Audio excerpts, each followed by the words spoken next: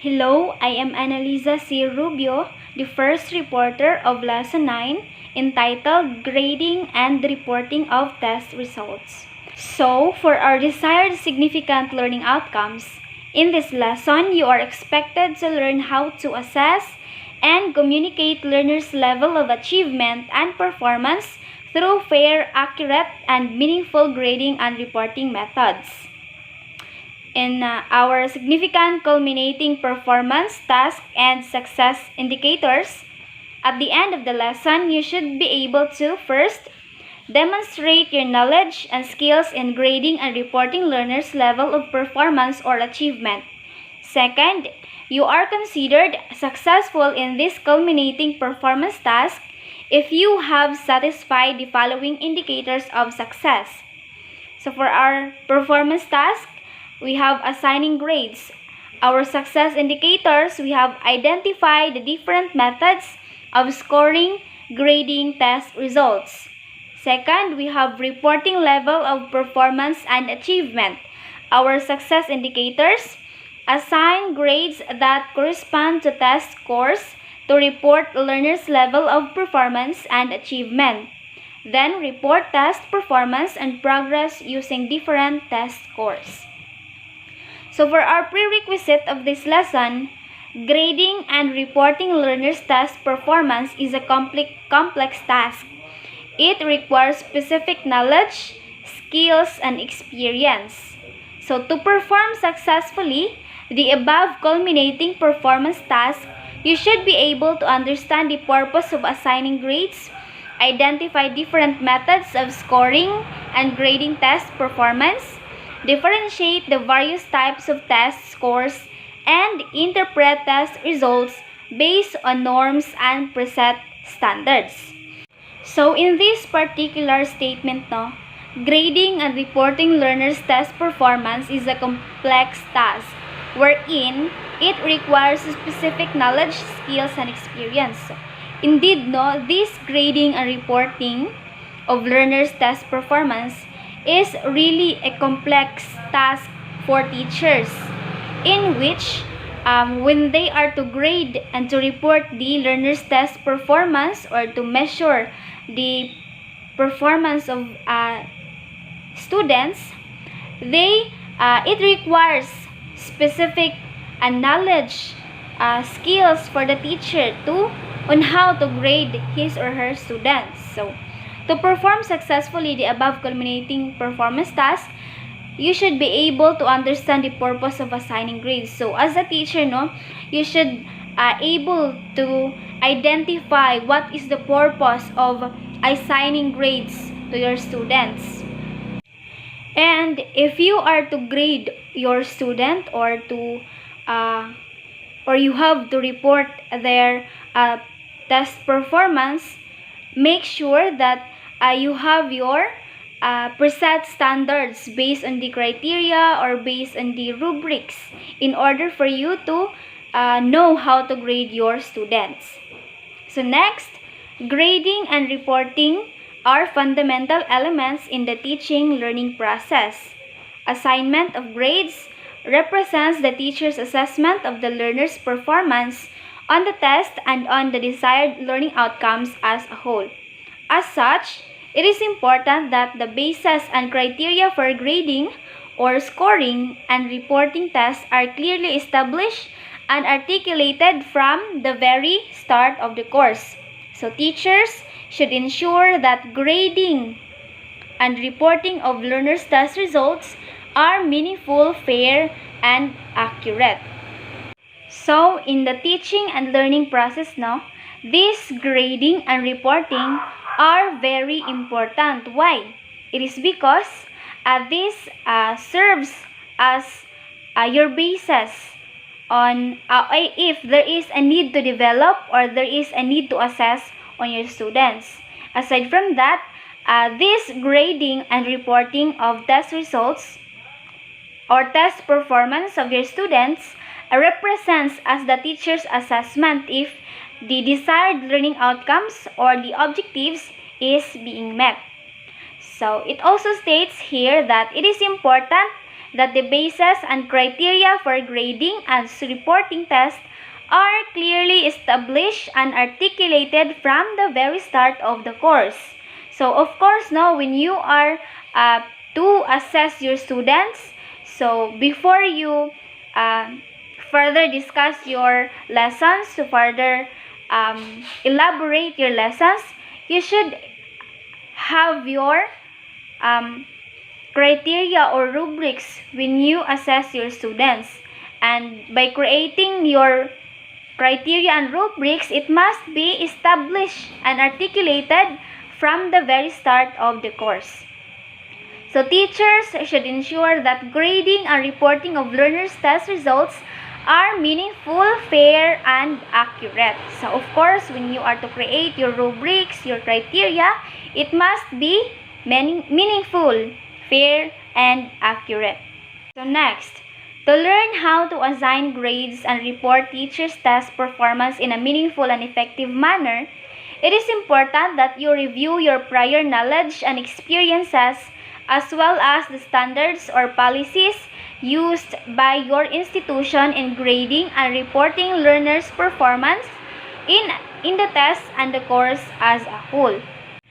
So, in assigning grades and report learners' test performance, as a teacher, we must review our prior knowledge and experiences, as well as the set standards or policies. It can be the rubrics, it can be the criteria that we use in grading or in assessing our students, in order for us to identify if our grading or if our assigning grade is effective and meaningful. So what are the purposes of grading and reporting learners' test performance? So first, let us define what is grades. Grades are alphabetical or numerical symbols or marks that indicate the degree to which learners are able to achieve the intended learning outcomes. So it is very clear now that grades is a marks or a result of the student's performance or the learner's performance that serves as the basis if the learners are able to achieve the intended learning outcomes. So grades are part of the instructional process and serve as a feedback loop between the teacher and learners.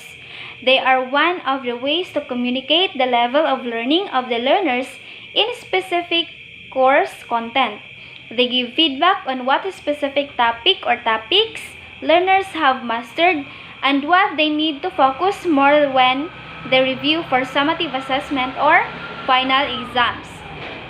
So in this particular statement, in the instructional process, grading is very important, in which this serves as the feedback of the learners. So if the teacher gives feedback based on the performance of the learners then now motivate to study or to meet or to achieve the learning outcomes. So by giving feedback on what specific topic or lessons to the learners, this helps the learners to identify on what are the topics they have been mastered, in order for them to identify or to determine what are the topics that they need to focus more if they are to review for the summative and for final exams. Then grades serve as a motivator for learners to study and do better in the next test to maintain or improve their final grade. Grades also give the parents information about their children's achievement. They are also useful to school administrators who want to evaluate the effectiveness of the instructional programs in developing the needed skills and competencies of the learners. So as what I said earlier, grades serve as a motivator for learners to study hard, to do better in the next test or in the next performance. So aside from that, grades also give the parents information about their children, about the children's progress, the development, or the performance. So they are also useful to school administrators who want to evaluate the effectiveness of the instructional programs in developing the needed skills and competencies of the learners. So based on my prior knowledge, about curriculum, in which the learners is one of the factor to develop a curriculum in which the learner's performance or the learner's achievement also need to evaluate if we can say that there is the effectiveness of the instructional programs, because in that manner the institution or the administrators will observe the effectiveness of the instructional programs within the classroom setting to develop the competencies of the learners. What are the different methods in scoring tests or performance tasks? So there are various ways to score and grade results in multiple choice tests. So there are two most commonly used scoring method. We have the number right scoring or the NR and the negative marking or the NM. So first we have number right scoring or the NR. This entails assigning positive values only to correct answers while giving a score of 0 to incorrect answers. So the test score is the sum of the scores for correct responses. So one major concern with this scoring method is that learners may get the correct answer by guessing, thus affecting the test reliability and validity. So this number right scoring, the highlight here is to give value or to give positive value only to the right or the correct answer, wherein we give 0 value to incorrect answers. So the test score is the sum of the scores for the correct responses only. So one of the major concern of this method, the number right scoring, is that the learners may guess the correct answer easily. But then the disadvantage of number right scoring is this may affect the test reliability and validity. So we have here an example. Solve for 3 times the quantity of x plus 8 minus quantity of x minus 12 equals negative 28. So we have here the choices A, B, C, and D. So in this particular example, the learners will be able to guess the answer easily because they just need to substitute the value of x in order for them to get the negative 28. So we have here the solution.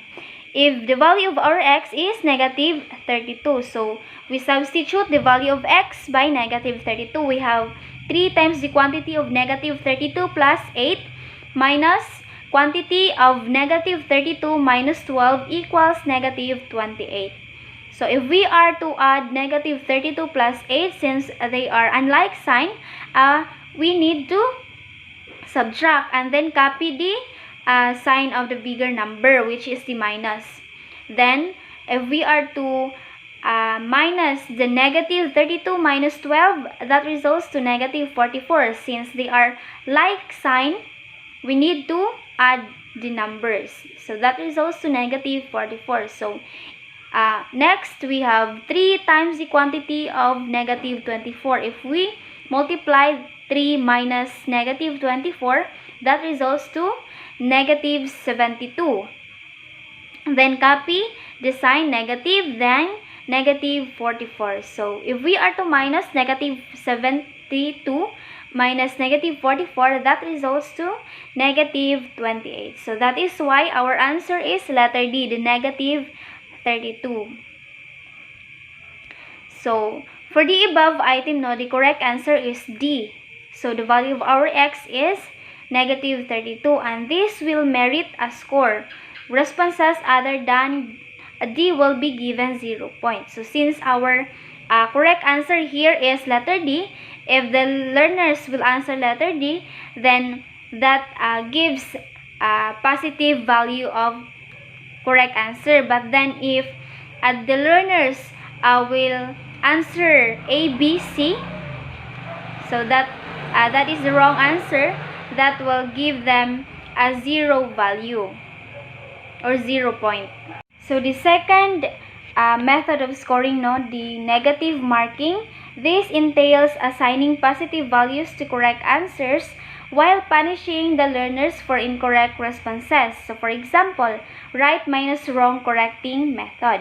So in this method, the negative marking or the NM, the difference of this from the number right scoring is that in terms of incorrect responses, the learners will be punished to the wrong answers or to the correct responses. So for example, right minus wrong correcting method, in which the wrong answers will be minus from the correct answers.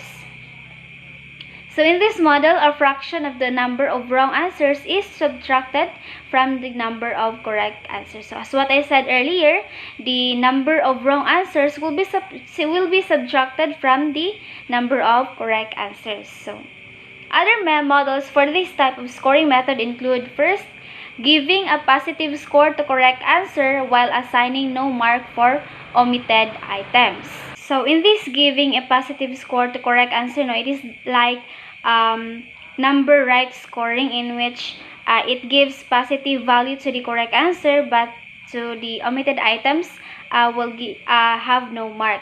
So second, rewarding learners for not guessing by awarding points rather than penalizing learners for incorrect answers. So instead of penalizing or punishing the learners for incorrect answers, you should reward the learners for not guessing by awarding points.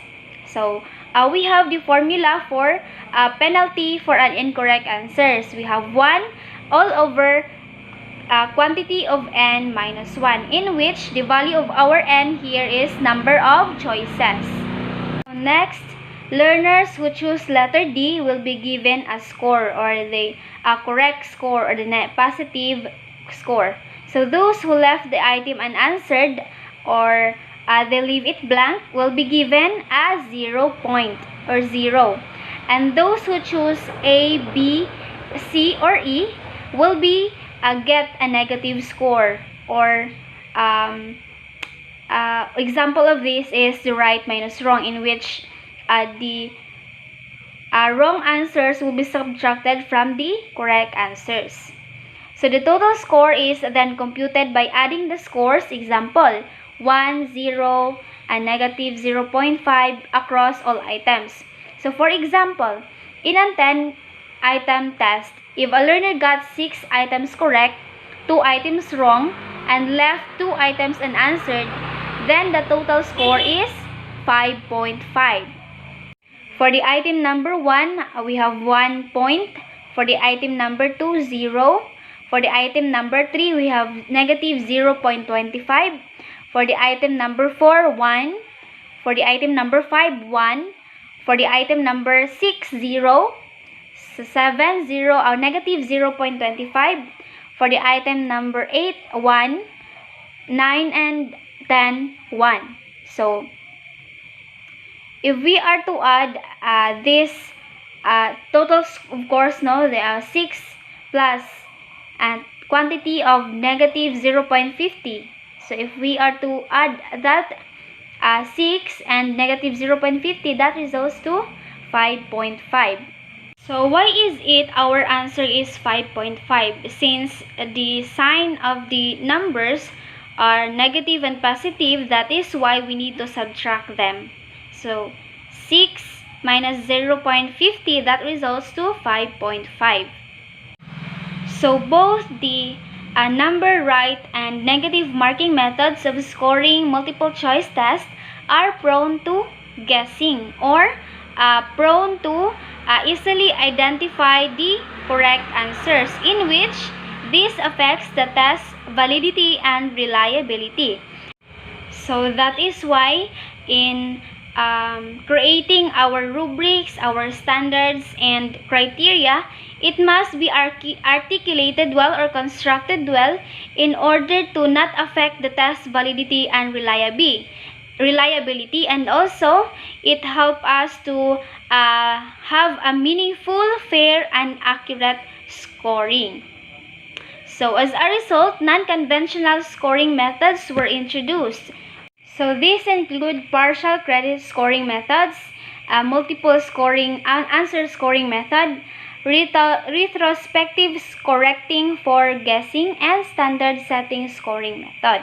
So for partial credit scoring method, this attempt to determine a learner's degree of level of knowledge with respect to each response option given. So this method of scoring takes into account partial knowledge mastery of learners. It acknowledges that while learners cannot always recognize the correct response, they can discern that some response options are clearly incorrect. So in partial credit scoring methods, the highlights here is to determine the degree of the knowledge of the learners based on the given option, based on the response. So in this method, it also acknowledges that if the learners cannot recognize or can't identify the correct answer, they will also identify that some responses are incorrect. That is why in this method, the learner's degree of level of knowledge is being determined based on their response or based on their answers. So we have three formats of partial credit scoring method. First, we have liberal multiple choice test. It allows learners to select more than one answer to a question if they feel uncertain which option or alternative is correct. So in this method of partial credit scoring, the liberal multiple choice test, the learners here is being allowed to select more than one answer if they feel that their answer is uncertain. That is why they're allowed to select more than one answer. The next we have elimination testing or the ET. It instructs learners to cross out all alternatives they consider to be incorrect. So the elimination testing, from the word elimination, in which they are the learners are being instructed to eliminate the incorrect answers in order for them to easily identify the correct one. Then we have the third, confidence weighing or the CW. It asks learners to indicate what they believe the correct answer and how confident they are about their choice. So in this confidence weighing, this highlights your instinct if your choices or your answer choice is you believe that it is correct. You are confident that your choice is correct. This confidence weighing, this type of scoring, an item can be assigned different scores depending on the learner's response. This can be illustrated by one item below. So example, Linda obtained a score of 55% in her reading test. What does her score mean? So the question here is, what does her score mean? So we have here the options A, B, C, and D. So let's proceed to the interpretation. So for this item, each response option has an assigned score with its corresponding rationale. An example of how the item can be scored is shown below. So we have here the points and the rationale. So for the letter A, we have the 3 points. So our rationale, since the score was presented in percent, so there is a possibility that the letter A has the correct interpretation. So next we have the letter B. The point is 1. Our rationale is while the interpretation may be correct, it does not give a more specific meaning to the score. Besides, the same interpretation can be applicable to scores higher than 51%. So we have the letter C. So the point is 0. Our rationale is this interpretation is wrong, as this interpretation is applicable to a score of 55 percentile rank. Then our letter D, we have 2 points. This interpretation gives an example how the score was computed. So as what we observe, no, our options, we are weighing the options in which we believe in our instinct if our choices is correct or not. Next, we have multiple answer scoring method. So allows learners to have multiple answers for each item. In this method, learners are instructed that each item has at least one correct answer or how many answers are correct. Items can be scored as solved only if all the correct response options are marked but none of the incorrect others. So incorrect options that are marked can lead to negative scores. So from the word multiple answer scoring method, no, from the word multiple, in which this allows the students or the learners to have multiple answers or to have many answers for each item. So this method, no, they are instructed to have at least one correct answer, or it can be 2 or more correct answers. It depends upon the instruction of the teacher. According to Thine 2011, found that multiple answers and single answer items have the same discrimination power, item difficulty, and reliability indices. However, multiple answers method is more difficult to solve, has lower discrimination power, and takes more time to answer. So it states here, no, according to Thine 2011, these multiple answers and single answer items has the same power of discrimination, or when we say the psychometric, measuring the psychometric property in terms of its item difficulty, its reliability, its discrimination. So, however, the difference of this multiple answer from the single answer is that this multiple answer method is more difficult to solve because it has lower discrimination power and it takes more time to answer. Like for example, Linda obtained a score of 55% in her reading test. What is or are the possible interpretations of her score? So let's proceed to the interpretation. So the above item, no, is an example of multiple answer test, and it would require a different scoring method. So the learners who choose response options A, B, and D will get 1 point each. So if the learner chooses only A and D, so he or she will obtain a score of 2 since he choose A and D. But then if the student choose A, B, and D, then he or she will get 3 points since he or she choose the 3 letters.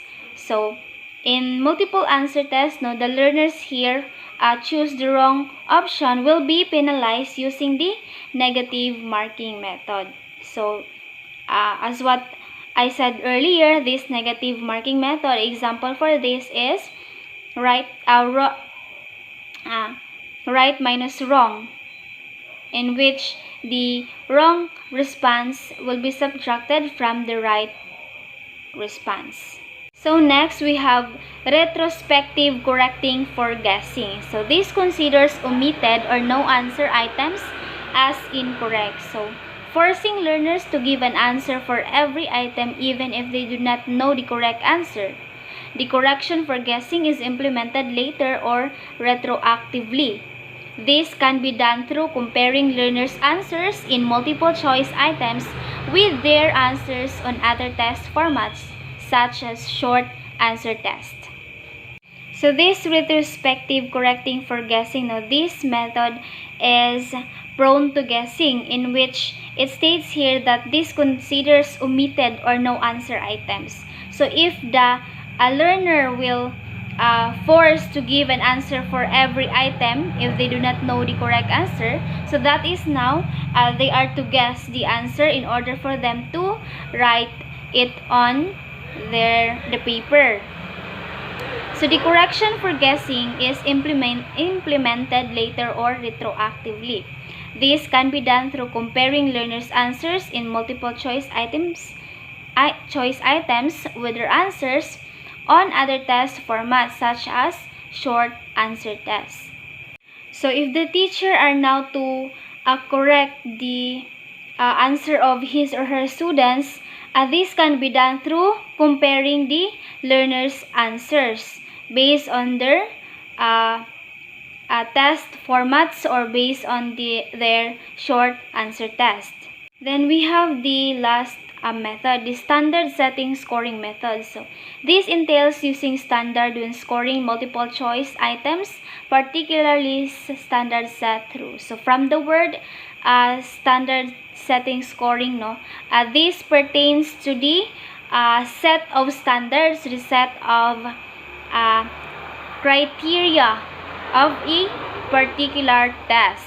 So it can be through norm reference or criterion reference assessment.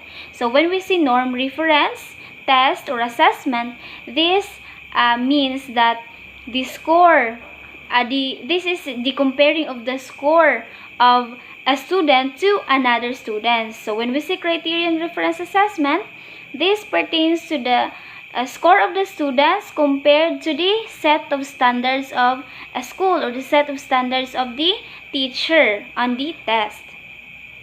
So these standards based on norm reference assessment are derived from the test performance of a certain group of learners, while standard from criterion reference assessment are based on preset standards specified from the very start by the teacher or school in general. So as what I said earlier, that this standard is based on the norm reference assessment, in which this derived from the test performance of the learners compared to the test performance of the other learners.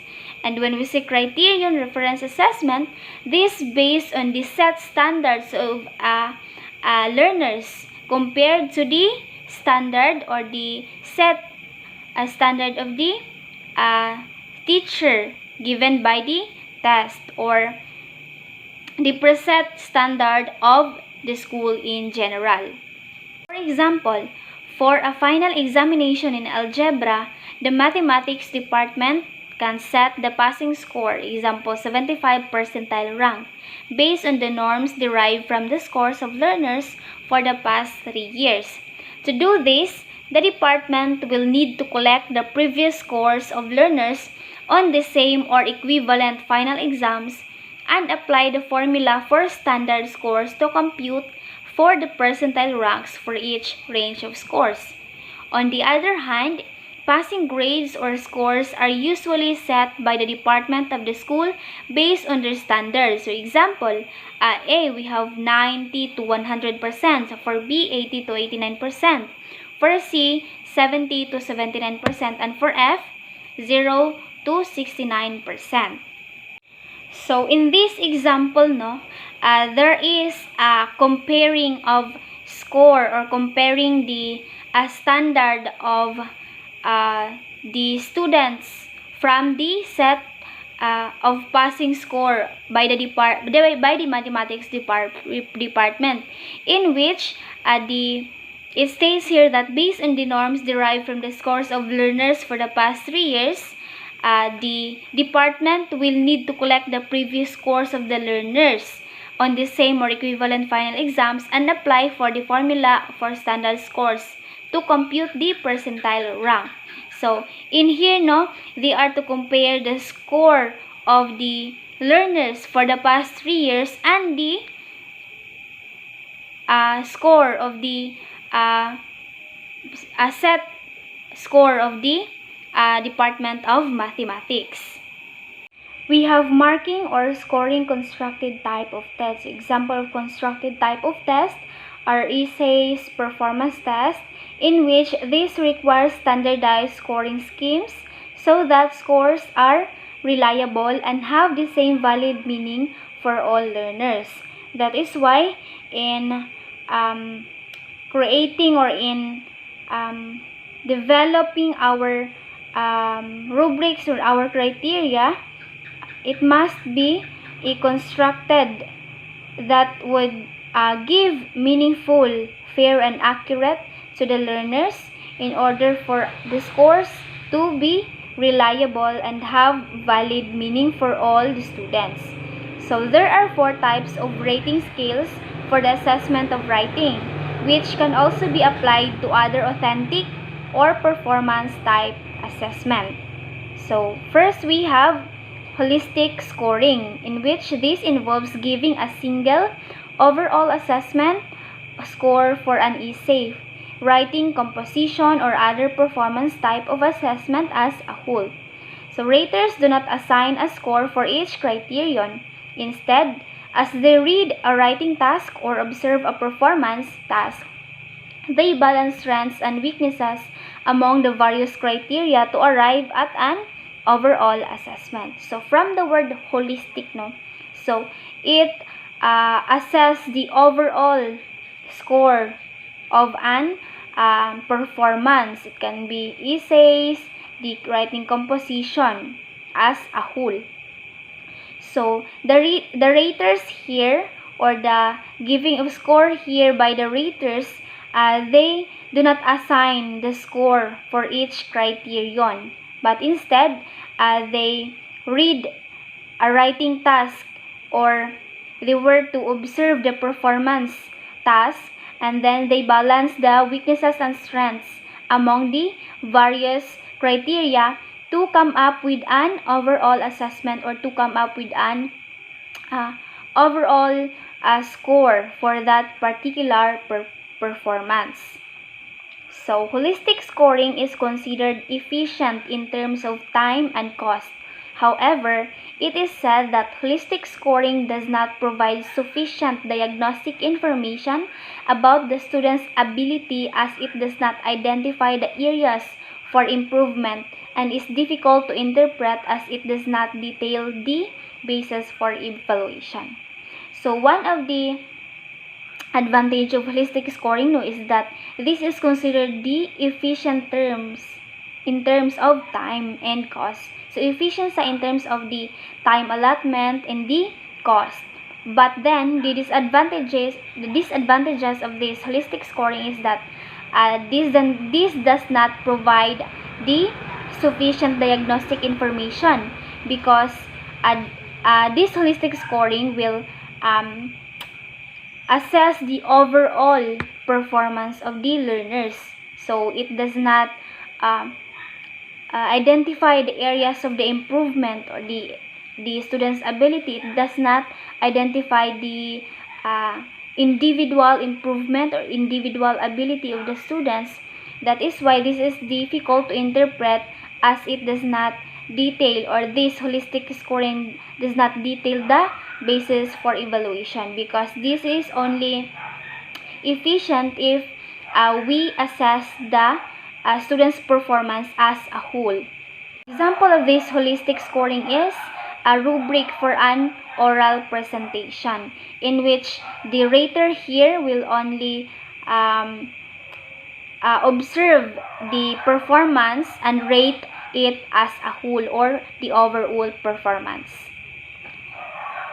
Then we have the second type, the analytic scoring. This involves assessing each aspect of a performance task. Example is a writing, oral presentation, class debate, and research paper, and assigning a score for each criterion. So in this analytic scoring, this involves assessing each aspect of the performance task.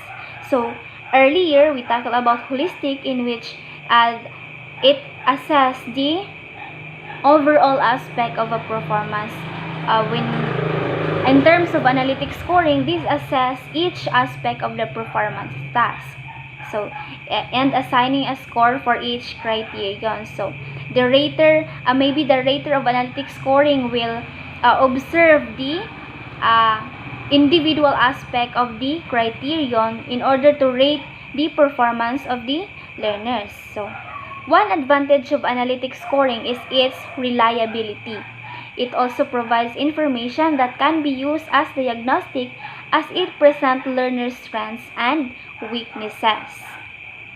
So one of the advantages of analytics scoring is its reliability, in which the score is reliable if the raters or if the observer is to rate the performance of the learners. So since the scoring is reliable, it is also provide information that can be used as diagnostic as it presents learner strengths and weaknesses.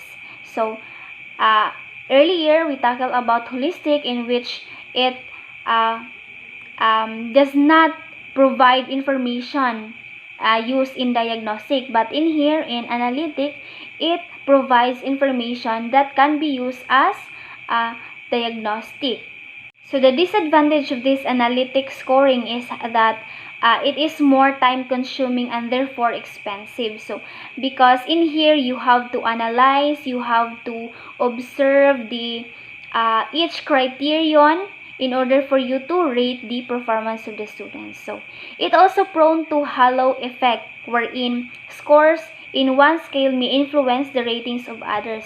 It is also difficult to create. When we say halo effect, this pertains to the bias in which our overall impression of a person or of a learner's performance influences on how we feel and how we think about their character. So that is why it is difficult to create. So in this scoring, a learner's work is to be assessed based on different parts of the research paper. So this include the introduction, the method, the results, the discussion, conclusion, and recommendation, as well as on some criteria. So for example, the spelling, the grammar, the documentation, and format. So in analytic scoring, example of research paper in which the raters here will individually assess the different parts of the research paper, in the introduction down to the recommendation, if the criteria given by the rater or given by the teacher is really suited to the work or to the research paper that is made by the learners. So that is why in analytic scoring it is more difficult to create, but then it is reliable.